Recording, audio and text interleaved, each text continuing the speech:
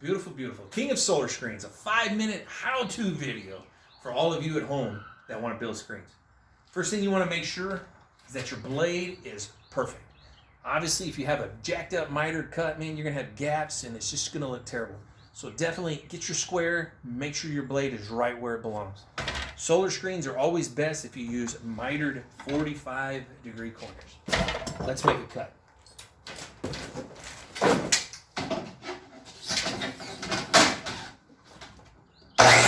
Okay, so we made our first cut. You notice you always have a spline line. Spline line, the easiest way, the quickest way, keep it pointing at you. So we've inverted our miter, and instead of moving our saw back and forth, we're just going to flip this after we measure what we need and cut it that way. Sound good? And then as soon as we do that, we'll flip it back over, reshape our miter, and finish our cuts. Okay, we made our 4 cuts. Again, we made sure our miters were beautiful. Now there's 2 styles of interior corners, plastic or aluminum. Both are going to do an excellent job. Don't let anyone tell you any difference. But as a manufacturer, I choose to use aluminum because I want to give you a product that's going to last you potentially forever.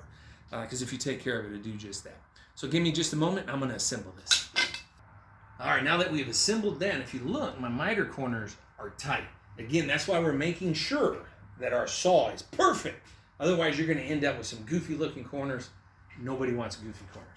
So, again, we have it laid out. I'm going to grab my material, and it doesn't matter what material you use, but I will tell you this. If it's not made in America, throw it in the trash, because that's where that material belongs. So give me just a moment, and we're going to roll this out. Now that I've got my material laid out, there's several bench ways. We chose to build all of our benches out of wood. As you can see, we put 3 layers on, we put all of our material at the very bottom, parts and pieces such as rivets, corners, other little parts and pieces in the middle, leaving us a very nice clean top so that we make sure we do it right. And then by doing that, we want to make sure our screens are perfect. So we use a crossbar as just a temporary, just so that the screen is perfect, it doesn't try to hourglass. This is very important because it can make a screen look like trash if it's bending in, if it's hourglassing. So give me just a moment, and I'm going to spline this up, and we'll go from there.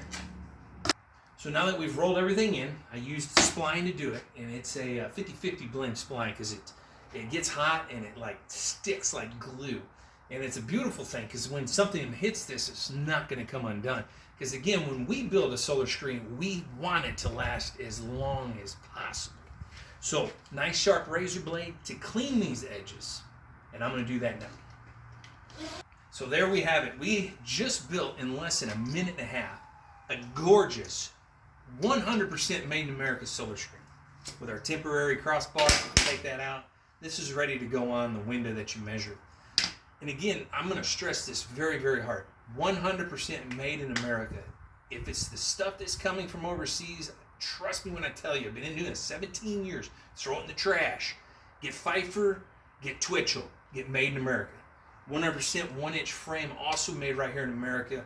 I love it. Safety glasses, miter saw, make sure it cuts. Perfect 45.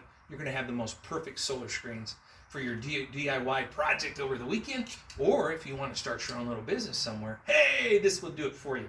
If you have any questions, whatever the case, shoot me an email, kingofsolarscreens@gmail.com. I'd love to hear from you.